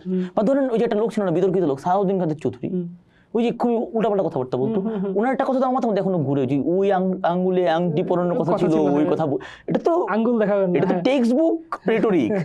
এখনকার দেখেন, এরপর দেখেন তারা খালাতো ভাই আসলে সালমান এফ রহমান, কোনো মহান বক্তব্য নাই। আমি অনেক আগে বলছিলাম শেখ হাসিনা পুড়ে যাবে, কারণ তার কোনো মহান বক্তব্য নাই। আরে ভাই তার বাপের তো একটা ভাষণ আছে 11 মিনিটের, শেখ হাসিনার কয় মিনিটের ভাষণ আপনি জীবনে একবার রিপ্লে দিবেন? ও কি করছে জীবনে? কয়টা ফোন কলগুলো বোরিং, ভালো কোনো বক্তব্য দিতে জানে না কেন বাংলাদেশের লোকজন। আমি এটা নিয়ে খুব হতাশ। মাঝে মাঝে সুন্দর কথা বলে সাক্ষাৎকারে, উনি একটু বুদ্ধিজীবী, যে মাহফুজ আবদুল্লাহ ছিল যার নাম আগে, উনি মাঝে মাঝে সুন্দর কি সিভিলাইজেশনাল কনফ্লুয়েন্স, খুবই সিরাজুল আলম খান টাইপের ভাইবা শোনার কথাবার্তায়। এর বাইরে ধরেন মানে খুবই কম লোকজনের রেটোরিক্যাল পাওয়ার আছে। ইউনুসের রেটোরিক্যাল পাওয়ার আছে, কিন্তু আবার ইউনুস সাহেব কিন্তু দেখেন খুব সুন্দর সুন্দর কথাবার্তা বলে মাঝে মাঝে, বাকিগুলো এরকম মানে আমি সরি টু সে দিস, আমি আমাদের খাওয়া দাওয়ার কথা বলতেছি না, কারণ বডি দেখে মনে হচ্ছে না খাওয়া দাওয়ার কোনো অভাব হচ্ছে, কিন্তু মেন্টালি কালচারালি তো হাবাইতটা কেন? তুই মানে খাইতেছিস তো, ভাত তো খাস, তাহলে হাবাইতটা কেন? মানে আমার এলাকার চায়ের দোকানদার হচ্ছে ভালো কথা বলে, আপনি জানেন? আমার ধরুন আমি হচ্ছে ভালো কথা বলে অনেক হচ্ছে, বললাম না যে আমার পার্সোনাল কোনো আপত্তি না থাকলে আমি আসলে যেটা করতাম, কিন্তু আমি আসলে মানে ধরেন মাঝে মাঝে আমরা আসলে পার্সোনাল কমফোর্টটাকে বাইসা নেই, স্যাডলি। ঠিক না, আমার ধরনটা ঠিক না, বাট নেই আর কি। ঠিক আছে, আমাদের মোটামুটি অনেক আলাপ করার বিষয় ছিল, কিন্তু আমাদের একটু গুছিয়ে আসতে হবে, যেহেতু আমাদের একটা সময়ের ইয়া আছে। বেশি কথা বলে আমি 2-3টা বিষয় আপনার কাছে ছুড়ে দেই, আপনি এক সাথে 3টা খেলেন। আপনি আমাকে থামান না কেন? আমি কথা বলতে থাকলে থামাই দিই। ইন্টারেস্টিং কথা তো, এটা থামানোর কোনো জায়গা নেই তো। আচ্ছা, প্রশ্ন হচ্ছে জুলাই অভ্যুত্থানের সময় যেই ভয়াবহ গণহত্যা হইল, এই গণহত্যার তো বিচার হইতে হবে। এবং এই গণহত্যা তো মনে হয় যে কি এমন একটা ডকুমেন্টেশন, মানে আমি যেহেতু কনফ্লিক্টের উপরে আমার খুব আগ্রহ, আপনি তো কনফ্লিক্ট রিসার্চার, তো আমি যেটা দেখছি যে ধরেন মোটামুটি 200 বছর ইতিহাসে মনে হয় এত কালার্ড, এত ভিভিড ডকুমেন্টেশন এরকম ইয়ার কনফ্লিক্টের নাই। তাইলে এই বিচারটা হইতে পারতো একটা মানে টেক্সটবুক এক্সাম্পল, দৃষ্টান্তমূলক বিচার। বা ধরেন মানে আপনি যদি জাস্ট খালি ডাটাগুলো নেন, ধরেন বিবিসি, আল জাজিরার মতো প্রতিষ্ঠান, এমনকি New York Times, economics, who not, Bangladeshi গণমাধ্যমগুলো বেশ ভালো ভালো কাজ করছে, কিন্তু ডকুমেন্টেশন দৃক কাজ করছে। আপনি মানে করছে, আপনি যদি এইগুলাকে শুধু মানে একটা ইন্ডিপেন্ডেন্টলি অ্যানালাইসিস করেন, আপনারা করছেন, আচ্ছা আমরাও করছি, তাইলে আপনি দেখবেন যে কি মানে খুব ভালো একটা ইয়া করা সম্ভব ছিল আর কি। কিন্তু একটা আশঙ্কা, মানে ধরেন আমি আমার দিক থেকে ইয়া করি আর কি, ধরেন আন্তর্জাতিক অপরাধ ট্রাইব্যুনাল তো এই বিচার প্রক্রিয়াটা শুরু হয়েছে, তা আমরা দেখলাম যে ঠিক বিগত রেজিমের যেই বিরোধী পক্ষের প্রধান কৌশলী হয়ে গেলেন এখানকার চিফ প্রসিকিউটর, এই যে পুরো বিচার প্রক্রিয়াটা, এবং সেই বিচার প্রক্রিয়া যথেষ্ট ইয়াভাবে হচ্ছে কিনা, আমরা কি বলবো এটাকে, যে যেভাবে আমরা আশা করতেছি সেটা হচ্ছে কিনা, এটা আপনি কতটুকু বুঝতেছেন যে এই বিচারটাকে আমরা পাবো? কয় মিনিট বলতে পারবো আগে, এটা বলেন। বলেন আপনি বলেন। একটা হচ্ছে যে আমার ধারণা যে বর্তমান সরকারের অন্তত মাথা ব্যক্তিদের আওয়ামী লীগের বিচার করার চেয়ে, যেমন মোহাম্মদ ইউনূস চমৎকার লোক, এত মাল্টিডিসিপ্লিনারি লোক হলেই চমৎকার। যেই লোক আপনি যদি ফিজিক্সে রিসার্চ করে বায়োলজিতে নোবেল পান, অনেক সালাম আপনার জন্য, এরকম পাইছে লোকজন, যে ডিএনএর লোকজন পাইছে। তো এই ভদ্রলোক যতখানি জুলাইয়ের গণহত্যার বিচারে আগ্রহী, দেখেন আমি যেমন দেশে ছিলাম না জুলাই, উনিও কিন্তু দেশে ছিল না জুলাই, উনি ছিল ফ্রান্সে। আমি জুলাইয়ে রেমিটেন্স বন্ধ করার চেষ্টা করতেছি ডাবলিনে, উনি হচ্ছে অলিম্পিক উদ্বোধন করতেছিলেন। তো আমি দাবি করতে পারি যে জুলাইয়ের স্টেক, আমার স্টেক ওনার চেয়ে হলেও একটু বেশি, ওনার চেয়ে হলেও একটু বেশি হবে, অল্প একটু বেশি হলেও হবে। তো উনি যতখানি জুলাইয়ের গণহত্যার বিচার করতে আগ্রহী, তার চেয়ে অনেক বেশি কিসের বিচার করতে আগ্রহী জানেন? আপনার মনে আছে কিনা জানি না, উনি ক্ষমতায় আসার পর one of the first things he did is যে কোর্টে খাঁচা থাকতো আগে, লোহার খাঁচা, উনি ওটা বন্ধ করে দিচ্ছে। কারণ আপনার মনে থাকবে, আপনি একটু গুগল করে দেখবেন যে মে জুন মাসে গত বছর উনি হচ্ছে ভিডিও আসছে যে উনাকে 8 তলা বায়ে উঠতে বাধ্য করা হয়তো কোর্টে, ওনাকে লিফট বন্ধ করে দেওয়া হয়তো উনি গেলে, এবং ওনার সাথে বায়ে উঠতো বর্তমান অযোগ্য স্বাস্থ্য উপদেষ্টা নূরজাহান বেগম, যিনি গ্রামীণ ব্যাংকের কর্মরত ছিলেন, ম্যানেজিং ডিরেক্টর ছিলেন সম্ভবত, এবং বর্তমানে আরেকজন অযোগ্য আইন উপদেষ্টা আসিফ নজরুল সাহেব, তারা হচ্ছে ওনার সাথে বায়ে উঠতেন আর কি। আর কেউ উঠতো না, আর কারোর ঠেকা পড়ে না এরকম 8 তলা বায়ে উঠার, ওনারা ভালোবাসছে ওনাকে। উনি এটার প্রতিশোধ নিতে খুবই আগ্রহী আমার ধারণা বিচার করতে, মানে জুলাইয়ের বিচারের চেয়ে আমার মাঝে মাঝে মনে হয় ওনার পার্সোনাল যে একটা জিঘাংসা বলবো না, কিন্তু একটা কষ্ট যে ওনাকে খাঁচায় ভরা হয়েছে। কারণ ভিডিও কাটতেছিলেন উনি যে একটা মানুষকে কেন খাঁচায় ভরা হবে। তো আমারও আসলে একই প্রশ্ন, যে ইসলামোফোবিয়ার যে কথা বললাম, যে মানুষকে কেন পশু ভাবা হবে, আমি আসলে ইউনুসের থেকে খুব আলাদাভাবে ভাবতেছি না, কিন্তু আমার মনে হয় যে জুলাইয়ের বিচার ওনার প্রায়োরিটি না। আর আমার এক বন্ধু আছেন, যার নাম বলতে পারবো না, কারণ সরকারি চাকরি করেন, সরকারি কর্মকর্তা, কিছুই বলতে পারবো না ওনার সম্পর্কে, কারণ ওনাকে আপনি পডকাস্টে পাবেন না, কিন্তু ওনার অনেক অবজারভেশন আছে। উনি আমাকে বলতেছিলেন গতকাল আমি আসার পর, যে বাংলাদেশের যে আইনের যে সিস্টেম, এই সিস্টেমে তো অনেক ঝামেলা আছে। যেমন আপনি পুলিশের কাছে কনফেস করলেন যে আমি তো জুলাইয়ে, ধরেন আপনি না, ধরেন ওবায়দুল কাদের বা সালমান এফ বা আসাদুজ্জামান খান কামাল কনফেস করলো যে আমি তো জুলাই গণহত্যার জন্য দায়ী, ও কোর্টে দাবি করতে পারবে যে পুলিশ আমাকে পিটায় এটা বলাইছে, সেটা মিথ্যা। ওখানে লেখা, ওই যে এভিডেন্স সাইন, যে সাক্ষ্য আইনে নাকি স্পষ্টভাবে লেখা আছে পুলিশের কাছে দেওয়া সাক্ষ্য গ্রহণযোগ্য না। তো আমার ওই বন্ধুটাই, যার নাম বলা নিষেধ এই মুহূর্তে, তিনি বলতেছিলেন যে তিনি, কারণ আমি আমার সব বন্ধুকে আপনি করে ডাকি এখন, শিক্ষকতার পরে একটু ব্যাপারটা অভ্যাস বাড়াচ্ছি, তো তিনি বলতেছিলেন যে আমরা যদি এটা করতে পারতাম যে মানবাধিকার কমিশন বা এই ধরনের কিছু একটা, বা সাংবাদিক, করাপশন আটকাতে হবে সেটা আরেক হিসাব, সে করাপ্ট হলে বিপদ, সে সবসময় উপস্থিত থাকবে, তার উপস্থিতিতে পুলিশের কাছে দেওয়া সাক্ষ্য গ্রহণযোগ্য, এটা যদি আমরা ইনশিওর করতে পারতাম তাহলে কিন্তু অনেক ঝামেলা কমে যেত। তো আমাদের কিন্তু আইনটা হচ্ছে ওই প্রাগৈতিহাসিক আইন, ব্রিটিশ আমলের আইন, যেটা হয়তো ব্রিটিশ আমলে ওয়েল রিসার্চ ছিল, ভালো আইন ছিল, খারাপ বলতেছি না, এখন এসে গ্রহণযোগ্য না, অ্যাপ্লিকেবল না। ধরেন আমাদের যে প্রসিকিউটরের কথা বললেন, এই প্রসিকিউটর নিয়োগ হয় কিভাবে বলেন তো, জানেন তো, পুরোপুরি রাজনৈতিকভাবে। এটা তো হইতে পারে না। প্রসিকিউটর সার্ভিস কই আপনার, যদি সিভিল তাহলে আমি সিভিল সার্ভিস এমনকি ধরেন যে আমরা যেই কারণে যুদ্ধাপরাধের বিচার করার সময়, ৭১ যুদ্ধ বিচার করার সময়, মানে ধরেন একটা ভ্যালিড অপরাধের বিচার প্রক্রিয়ার কারণে এই অপরাধটার একটা ডিপ্লোম্যাটিক পজিশনে পড়ে, এটা কিন্তু শুধুমাত্র একটা আন্তর্জাতিক অপরাধ আইন দিয়ে করতে পারবেন না। আমাদের মানে ওই আমার এই বন্ধুরাই বলতেছিল যে আমাদের অপরাধ বিচার করার হাজার হাজার আইন, আমাদের নারী নির্যাতন দমন আইন আছে, আমাদের ওই কোনা দিয়ে ধরেন এসিড নিক্ষেপের জন্য আইন বানায় ফেলছে, যখনই যা লাগছে একটা ধরতক্তা মার পেরে আইন বানায় ফেলছে, ফলে প্রচুর আইন একটার সাথে কনফ্লিক্ট করে। আপনি যদি একটা ইউনিফাইড কোড করতে পারতেন তাহলে কিন্তু ঝামেলাগুলো হয় না। এখন কিন্তু ডেটা ফেটা নিয়ে অনেক কাজ হওয়ার কথা, আপনি কিন্তু চাইলেই একটা ভার্সন বানাইতে পারেন, করতেছে না।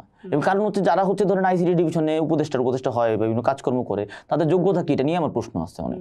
আমি পড়াশোনা করি ডেটা পলিসি নিয়ে, আমি তো পলিসি মেকার না। যারা পলিসি মেকার তারা আসলে কি জানে আমি জানি না, এবং এটা কিন্তু সব জায়গাতেই সমস্যা। আবার রাজনীতিবিদ যারা, আসলে আমি অন্তত রাজনীতিবিদদের কাছ থেকে কোনো ডিগ্রি আশা করি না, জেরেমি করবিনের কাছ থেকে আমি কোনো ডিগ্রি আশা করি না, আমি স্পেনেও কোনো রাজনীতিবিদের কাছে ডিগ্রি আশা করি না। যেটা আশা করি সে মানুষকে বিশ্বাস করবে। তা আমাদের রাজনীতিবিদরা মনে করে যে আমরা আনফিট, আমরা অযোগ্য। শেখ হাসিনাও বলতো কিন্তু এগুলো, যে বাংলাদেশের মানুষ গণতন্ত্রের যোগ্য না। আমি কিন্তু খুব খুব খুব কষ্ট পাইছি কালকের কথায়। কালকে যে এনসিপির আহ্বায়ক বলছে যে বাংলাদেশের মানুষজন অযোগ্য, এটা তো শেখ হাসিনার কপি। এই মানুষগুলোকে আমি কেন জুলাইয়ের অর্গানাইজার ভাববো? এই মানুষগুলোকে বড় জুলাই ভ্যানগার্ড ভাবতে পারি, খালেদ মোশাররফের মতন। এরা তো জুলাইয়ের অর্গানাইজার না।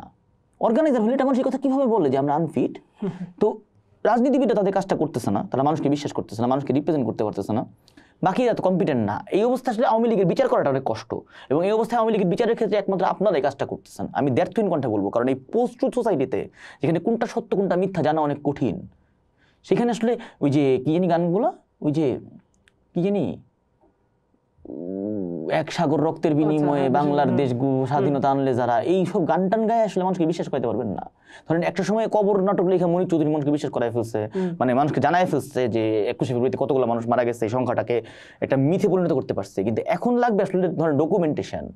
এই যুগে আইসা পডকাস্ট ইজ মোর ইম্পর্টেন্ট দেন ধরেন নাটক। মানুষ কিন্তু পডকাস্ট দেখে, মানুষ কিন্তু ওই যে লোকটার নাম বললাম, ডাক্তার পিনাকি ভট্ট, ডাক্তার জাহিদুর রহমান, এদের সবার ভিডিও দেখে মানুষজন জানতে চায়। তো আপনারা জানাচ্ছেন, এটার জন্য অনেক ধন্যবাদ।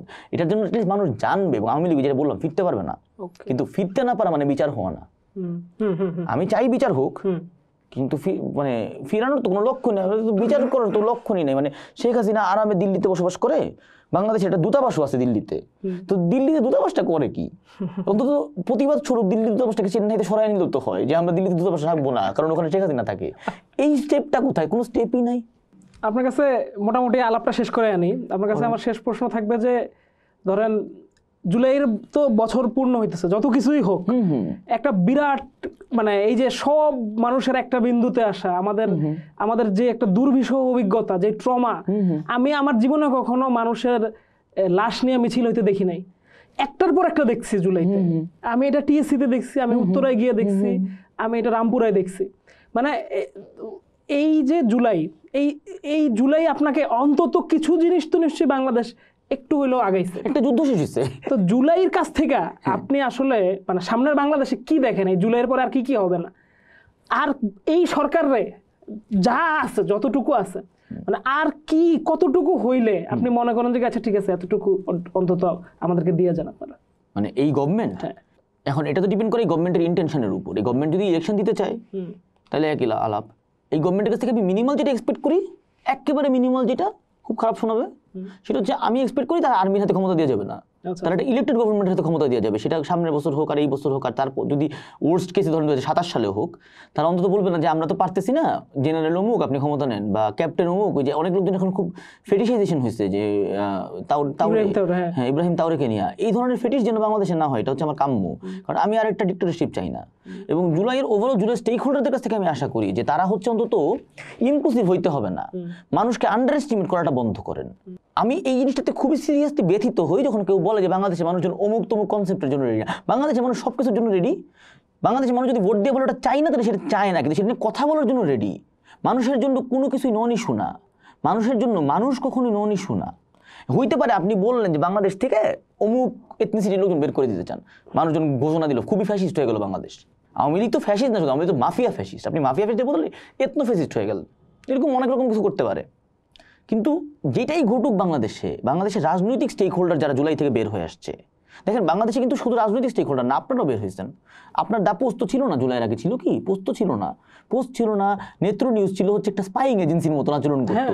সেই নেত্র নিউজ এখন একটা মোটামুটি রিলায়েবল নিউজ প্ল্যাটফর্ম হয়ে গেছে। দৃককে মানুষ এখন গণমানুষ চিনা শুরু করছে। আপনারা কিন্তু আপনাদের কাজটা করতেছেন। বাকি যারা স্টেক হোল্ডার, সেটা রাজনৈতিক স্টেক হোল্ডার, সচিবালয়ের লোকজন যারা ফাইনালি জুলাইয়ের পরে উপলব্ধি করতে হবে শেখ হাসিনাকে আর ডাকতে হবে না, শেখ হাসিনার ছবি যারা নামাইছে, তাদের কাছ থেকে আমি এক্সপেক্ট করি তারা মানুষকে একটু রেসপেক্ট করবে, তারা একটু মানুষের কথা ভাববে, তারা শুধু প্রোটোকলের কথা ভাববে না, তারা শুধু মুখস্থ বলি বারবার দিয়ে যাবে না। দেখেন আমার সাথে আপনার কথা হচ্ছে, আমি কিন্তু কিছুই মুখস্থ করি নাই। আমার মতন একটা বেহুদা লোক যদি জিনিসপত্র মুখস্থ না করে কথা বলতে পারে, তাহলে আমি তো এক্সপেক্ট করি যে রাজনৈতিক দলের নেতা হচ্ছে বিভিন্ন অক্সফোর্ডে পড়া, ক্যামব্রিজে পড়া, তারাও একটু মুখস্থ বলির বাইরে 5টা লাইন বলবে, কিছু বলতে হবে না। যে রবীন্দ্রনাথের যে গানটা জাতীয় সঙ্গীত বাংলাদেশে, আমার সোনার বাংলা আমি তোমায় ভালোবাসি, অন্তত এইটুকুন বল যে বাংলাদেশের মানুষকে আমি ভালোবাসি। বাংলাদেশের মানুষ যদি অযোগ্যতম হয়, এরা আমার দেশের মানুষ। দেখেন আমি একটা কথা বলে নেই, আমি মানে যেহেতু শেষ করে দিতে চাচ্ছেন আপনি, দেখেন যে ধরেন আমি তো বাইরে আছি, রিসার্চের কাজ করতেছি, ইউ এর পলিসি নিয়ে চিন্তা করতেছি, কিন্তু পৃথিবীর কোনো দেশ তো আমার দেশ না বাংলাদেশ ছাড়া। বাংলাদেশের মানুষজন যদি এখনো যে ইন্ডিয়ার কিছু মানুষজন আছে, কিন্তু তারা আবার জঙ্গলে থাকে না, খুবই মজার, আমরা বলি জঙ্গলি, কিন্তু জঙ্গলে থাকে না। ইন্ডিয়ার কিছু লোকজন আছে যারা হচ্ছে যে গোমল খায়, গোমূত্র খায়। বাংলাদেশের সব মানুষ এরকম মলমূত্র খাওয়া শুরু করে, তাও তো এরা আমার মানুষ। বাংলাদেশের মানুষ যদি আজকালকে ধরেন আমি জানি না কি করবে, ধরেন ক্যানিবল হয়ে যায়, মানুষ খাওয়া শুরু করে, তাও তো এরা আমার মানুষ। বাংলাদেশের মানুষ যদি অযোগ্যতম নিকৃষ্টতম হয়, বাংলাদেশের মানুষজন তো ধরেন একটা সময় একটা বড় অংশ পোলারাইজড হয়ে গেল, আওয়ামী লীগের পক্ষ বিপক্ষ হ্যানতেন, অনেক আগে, জুলাই আওয়ামী লীগের পক্ষে কোনো সুস্থ মানুষ থাকা সম্ভব না। বলছি যে আগে যখন বিভিন্ন পোলারাইজেশন হয়েছে, ডান বাম নির্বিশেষে, কেন আমি বলি ডানপন্থী দিন, আমি খারাপ কথা বলতে চাই না, এরা তো আমার মানুষ। হইতে পারে ওর কিছু পলিসি আছে, যে পলিসিগুলো আমার কাছে খুবই ঘৃণাজীবী মনে হয়েছে, আমার কাছে মনে হচ্ছে ঘৃণার উপর বাঁচে, কিন্তু দিন শেষে ওই মানুষটার মৃত্যু তো আমি কামনা করতে পারি না। কেন আমি হাসিনাকে পছন্দ করি না? ও নির্বিচারে মানুষ মারছে, তুই বিনা বিচারে মানুষ মারার তুই কে ভাই? মানুষকে আন্ডার এস্টিমেট করার চেয়ে বড় পাপ পৃথিবীতে খুব কম আছে। আন্ডার এস্টিমেট বাংলা কি ধরেন অপমান আর কি, মানে মানুষকে কেন অপমান করবো? তুমি মানুষকে মানুষ হিসেবে দেখো, তার যোগ্যতা পরে কি আমাকে পরীক্ষা দিতে হবে? মানে আমার কি এনসিপির কাছে পরীক্ষা দিতে হবে যে দেখুন আমি কিন্তু যোগ্যতায় পাশ করেছি, তারপর শুধু যোগ্যতায় পাশ করলে ভোট দিতে পারবো? আমরা কি প্রাগৈতিহাসিক যুগে ফিরে যাচ্ছি যে সার্টেন টাকা পয়সা না থাকলে ভোট দেওয়া যাবে না? আর হচ্ছে যে আমি যে আমাদের যে বিচারপতি, যে সচিবালয়, যেমন বিচারপতির এককালে কিছু হইলে আপনার মনে আছে যে একটা বিচারপতি ছিল, ওনার নামও ওই যে আমাদের একজন আইনজীবী আছেন খুবই ভালো, ওই জুলাই অনেক ভূমিকা রাখছেন, মানজুর মতিন, ওনার নামের সাথে মিল আছে ওনার, কিন্তু সম্ভবত রিলেটেড না, বিচারপতি মতিন সাহেব উনি। তারপর আরো কয়েকজন বিচারপতি, তারা হচ্ছে একবার একটা কনস্টেবল, একজন ভদ্রলোক সালাম দেয় নাই ওনাদেরকে, ওনার ট্রাফিক পুলিশের বুথ নাকি টোল বুথে এই বুথে আইজিপিকে ডেকেছিল সরি বলার জন্য, ক্ষমা প্রার্থনা করতে, আদালত অবমাননা। নিজেকে এরকম বড় মনে করা যদি একটু সচিবালয়ের লোকজন, বিচারপতি এরা একটু করতে পারে তাহলে খুব ভালো হয়। আমার ওই যে বন্ধুরা সরকারি চাকরি করে, সে আমাকে বোঝাচ্ছিল যে না আমরা তো এক্সিকিউটিভের কাছে দায়বদ্ধ, এক্সিকিউটিভ জনগণের কাছে দায়বদ্ধ, এত স্টেপ বানানোর কিছু নাই। আলটিমেটলি যেহেতু তোমার বস জনগণের কাছে দায়বদ্ধ, তুমিও জনগণের কাছে দায়বদ্ধ। এটা যদি ওর মাথায় না ঢুকে, ওর মতন একজন উচ্চশিক্ষিত স্টেমে পড়া, এখন বিসিএস দেওয়া, মানে বাংলাদেশে যা কিছু পারা সম্ভব সব করে ফেলছে ভদ্রলোক, সে যদি না বুঝে, সে যদি এটা অস্বীকার করতে চায় যে আমার responsibility is toward the people, তাহলে আসলে একটু সমস্যা। বাংলাদেশের প্রচুর লোকজন না, আমি দেখি সাংবাদিকরা খুব ভালো হয় বাংলাদেশ, সাংবাদিকরা ভিউ ব্যবসা বলে যেটাকে আর কি, ওইটার জন্য হইলেও মানুষকে গুনে, আর কেউ না, মানে মানুষ তো ডিটেইলি গুনেন আপনারা, কারণ আপনারা তো দেখেন যে আজকে আমাদের কয়টা ভিউ হইলো, তো আপনারা তো আসলে গুনেন যে আজকে আমাদের 1 মিলিয়ন ভিউ হয়েছে, আর কেউ না, মানুষকে গুনে না, কেউ মানুষকে গুনতেছে না। বাংলাদেশের লোকজন প্রত্যেকটা মানুষ তার নিজের জায়গা থেকে মানুষকে না গোনার একটা শপথ নিচ্ছে। ধরেন একজন শিক্ষক কোন একটা প্রাইভেট বিশ্ববিদ্যালয়, নাম বলবো না কিন্তু আমি আর কটা প্রাইভেট বিশ্ববিদ্যালয় চিনি, সেখানে একজন শিক্ষক 2020 সালে বলছিল তার স্টুডেন্টদেরকে। আমি শুনে তো আমার মাথায় রক্ত উঠে গেছিল যে ভাই তোর সমস্যা কি? বলছে যে আপনি জানেন আমি কোথায় পড়ছি? আমি তারপর একটা প্রকৌশল বিশ্ববিদ্যালয়ের নাম বলে বলছে, কোন প্রকৌশল বিশ্ববিদ্যালয় বলবো না, কিন্তু বুঝতেছেন কোনটা। বাংলাদেশে কয়টা প্রকৌশল বিশ্ববিদ্যালয়ের লোকজন এরকম অ্যারোগেন্ট হয় যে আমি অমুক বিশ্ববিদ্যালয়ে পড়ছি, অমুক এটে পড়ছি, লাথি দিয়ে বের করে দেবো ক্লাস থেকে তোমাকে, তুমি জানো আমি কে? ভাই ওইটা লোক টাকা দিয়ে পড়ে কিনা সেটা পড়ে, টাকা দিয়ে তো অবশ্যই পড়ে, প্রাইভেট ভার্সিটিতে পড়ে মানে প্রচুর টাকা দিয়ে পড়ে। ওটা অ্যাডাল্ট না হোক, ছোট যদি বাচ্চা, লাথি দিবা কেন তুমি একটা মানুষকে? ধরেন স্কুল কলেজে টিচাররা পিটায়, স্কুলে আমি নিজে অনেক মার খেয়েছি টিচারদের হাতে, সেটা তো অমানবিক। ধরেন ছোট ছোট বাচ্চা চারদিকে কেউ কেউ করে, তারা পিটানো শুরু করে, কিন্তু এই বাক্যটার অর্থ কি যে লাথি দিয়ে বের করে দিব? মানে বাংলাদেশে এই সমস্যাটাকে আমি ওই একটা আইসোলেটেড সমস্যা হিসেবে দেখি না, বাংলাদেশ এই সমস্যাটাকে আমি একটা বিশাল সমস্যা হিসেবে দেখি। দেখেন খুবই কষ্টের একটা কথা বলবো, আপনি তো বিয়ে করে ফেলছেন, আপনি বিয়ে করবেন না, আমি এখনো বিয়ে করি নাই। মানে এটা কোনো বিজ্ঞাপন না আমার বিয়ের জন্য, কিন্তু আমি কোনো বিয়ে করিনি এখনো। আমি কিন্তু কোনোদিনই কোনো রিক্সাওয়ালা আমি ধরেন বিয়ে করবো না। আমার ধরেন একটা বাংলাদেশের সিরিয়াস সমস্যা, আমরা ওই যে ইন্ডিয়ার কাস্ট সিস্টেমের বদলে ওই কাস্ট সিস্টেমটা কপি করে একটা ক্লাস সিস্টেম বানাইছি আমাদের এখানে। আমরা ক্লাসের বাইরে মিশতে পারি না, আমরা ক্লাসের বাইরে বিয়ে করতে পারি না, ক্লাসের বাইরে মানুষের পাশে দাওয়াত খাইতে পারি না, এবং এখান থেকে শুরু হয় হচ্ছে আমাদের একটা ডিহিউম্যানাইজেশন। আমরা কেউ কারোর সাথে মিশতে পারি না, আমরা হাফ প্যান্ট পরে ধরেন অফিসে যেতে পারি না, আমরা হচ্ছে যে কেমন রিজিড, এবং আমরা হচ্ছে যে মানুষকে আন্ডার এস্টিমেট করি। রাজনীতিবিদ হওয়ার পরে, অনেক টাকা হওয়ার পরে, বিশাল বপু হওয়ার পরে আমরা বলে ফেলি যে বাংলাদেশের মানুষের যোগ্যতা নাই। এই জন্য আমার যে মাহফুজ আলমকে ভালো লাগে, উনি কিন্তু এই ধরনের কথাবার্তা বলতেছেন না। উনি বলতেছে উনার একটা এক্সপেনশনিস্ট আলাপ আছে যে এখানে সভ্যতার কি জানি, বাংলাদেশকে একটু মহান বানানো, একটা এথনোসেন্ট্রিজম, একটা যেগুলো পরে ফ্যাসিজম হয়ে যেতে পারে, এরকম আলাপ আছে। কিন্তু অ্যাটলিস্ট উনি মানুষকে আন্ডার এস্টিমেট করতেছেন না। আমি জাস্ট জুলাইয়ের লোকজনের কাছ থেকে এটাই এক্সপেক্ট করি। এখন জুলাইতে আবু সাইদ মরছে, জুলাইতে তাহির জামান প্রিয় নামে একটা ছেলে ছিল আমার খুবই কাছের এক সময়, তারপর দূরের হয়ে যায় তার কিছু কোশ্চেনেবল বিহেভিয়ারের কারণে, কিন্তু আমার ছেলেটা মরে গেছে। জুলাইতে বিভিন্ন বিহেভিয়ারের বিভিন্ন লেভেলের মানুষ মরছে, বিভিন্ন কলেজের স্কুলের ঠিক ৭১ যেটা হয়েছে। আনলাইক দ্য মাঝখানের যুদ্ধ, যেখানে ঘাদানিক আর জামাত মারামারি করছে, যেখানে মানুষগুলো একটা নির্দিষ্ট ক্লাসের পরিচয় ছিল, ঘাদানিক কে করে একটা শিক্ষাগত যোগ্যতার লেভেলে না আসলে। জুলাই কিন্তু গণমানুষের যুদ্ধ, জুলাই কিন্তু জনযুদ্ধ। জনযুদ্ধ করার পরে জনগণকে যারা আন্ডার এস্টিমেট করে তাদেরকে আমি খুবই সন্দেহের চোখে দেখি। এটাই হচ্ছে জুলাই নিয়ে আমার একমাত্র লেসন, যে মানুষকে আন্ডার এস্টিমেট করেন না। আপনারা করেন না, কারণ আপনারা ভিউ ব্যবসায়ী, কিন্তু বাকিরা যদি আন্ডার এস্টিমেট না করে আর কি। মানব, আপনাকে অনেক ধন্যবাদ আমাদেরকে সময় দেওয়ার জন্য। নিশ্চয়ই সামনে আপনার সাথে আবারও কথা হবে। আপনাকে অনেক ধন্যবাদ।